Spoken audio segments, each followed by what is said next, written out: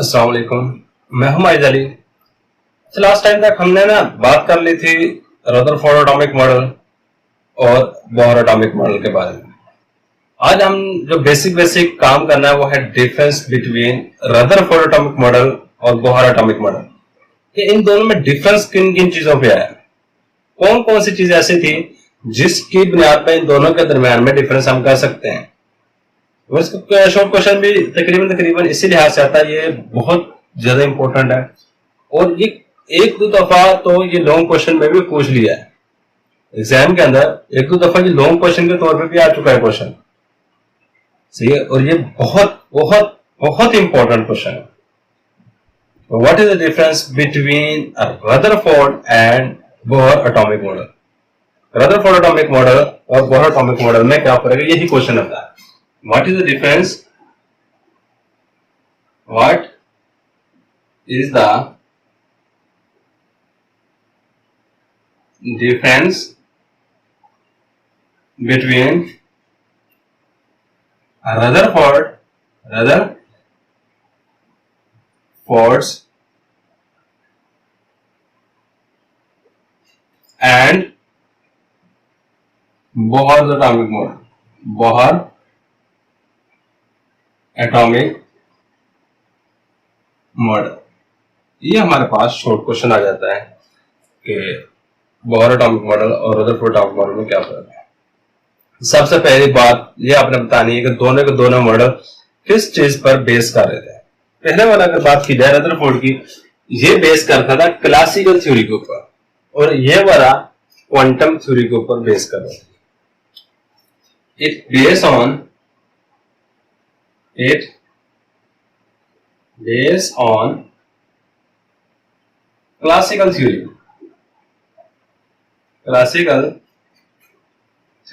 ये classical theory पर base कर रहा था। क्लासिकल थ्योरी ऑफ रेडिएशन भी कह सकते हैं। क्लासिकल थ्योरी का मतलब ये है कि जो पुराने जमाने में थ्योरी थी ना, उसके ऊपर सारे का सारा रदरफोर्ड एटॉमिक मॉडल बेस करता था।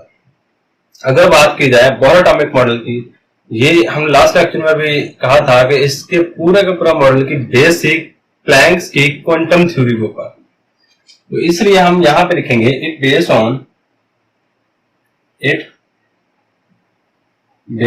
On quantum theory.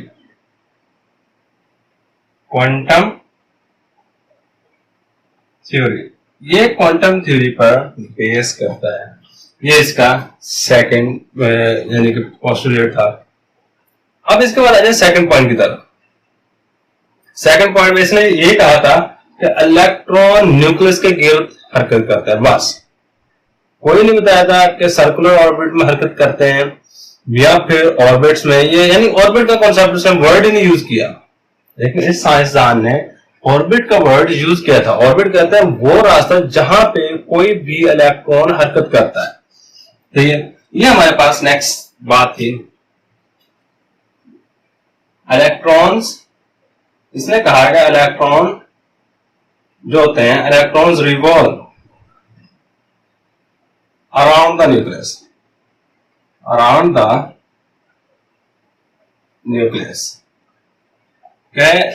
Electron nucleus के गिर्द हरकत करते हैं। इसने कहा न्यूक्लियस के गिर्द हरकत करते हैं, लेकिन ऑर्बिट में जिनकी एनर्जी फिक्स होती है, ये इसकी बात थी। Electron revolve in orbit, electron हरकत करते हैं, revolves in orbit of specific energy. Specific की जगह पर अगर आप फिक्स वर्ड यूज करना चाहते हैं, फिक्स भी यूज कर सकते हैं, फिक्स एनर्जी। ये इसका सेकंड डिफरेंस आ गया कि इलेक्ट्रॉन न्यूक्लियस के गियर्स फिक्स एनर्जी वाले ऑर्बिट में हरकत करते हैं। अब एक ये वाला ना एमसीक्यू बहुत दफा आ चुका है, बहुत दफा ये वाला एमसीक्यू पेपर में आ चुका है कि जो ऑर्बिट का कॉन्सेप्ट था वो किस साइंसदान ने दिया, और इसका करेक्ट आंसर जो है वो है बोहर एटॉमिक मॉडल में इसका जिक्र किया गया। सो इसका आंसर बोहर ने दिया था। In the concept of orbit was used by which scientist? Rutherford दे देगा, जे थॉमसन दे देगा, या फिर बोहर दे देगा। तो आपने जो करेक्ट होगा आंसर वो है बोहर, साइंटिस्ट का नेम। सही है, ये हमारे पास नेक्स्ट पॉइंट है। No concept of orbit was given. No concept of orbit was given, कि ऑर्बिट के कॉन्सेप्ट कुछ नहीं दिए इसने। अब इसने क्या किया,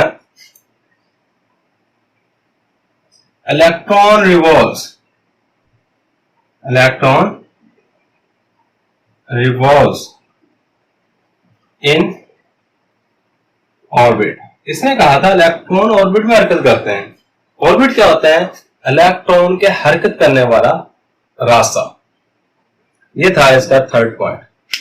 अब फोर्थ पॉइंट पे आ जाए। ये समय इसके डिफेक्ट में बात की गई है रदरफोर्ड के। उसने कहा था कि जो एटम स्पेक्ट्रम बनाता है वो कॉन्टिन्यूस स्पेक्ट्रम है। एटम फॉर्म, ये हमारे पास नेक्स्ट डिफरेंस आ गया। एटम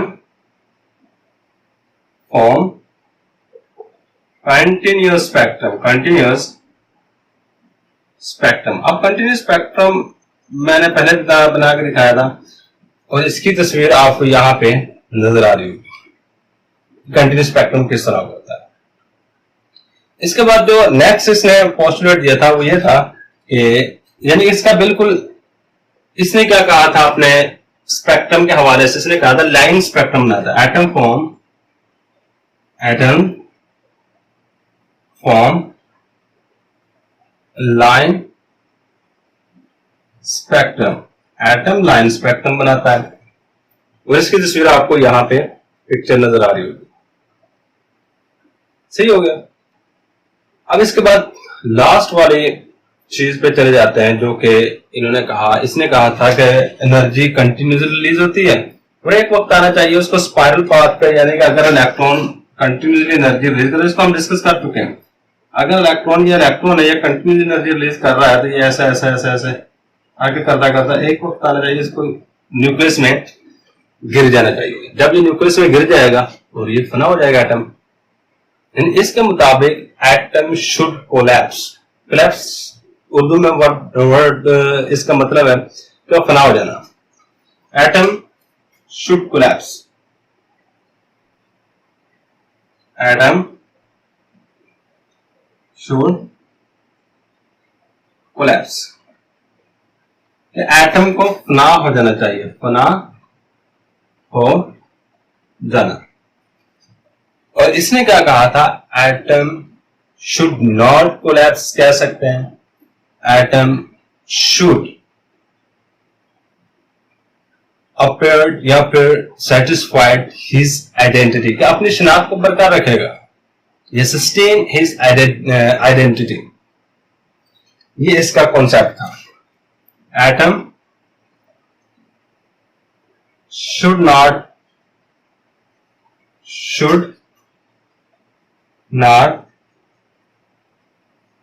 collapse, कि एटम को कोलैप्स नहीं होना चाहिए या फना नहीं होना चाहिए। ये थे हमारे पास 1 2 3 4 5 बेसिक डिफरेंस जो कि रदरफोर्ड और बोहर एटॉमिक मॉडल में दिए गए। ये था आज का लेक्चर। दुआ में याद रखिएगा। अल्लाह हाफिज। तो इसके एक स्क्रीनशॉट लीजिए।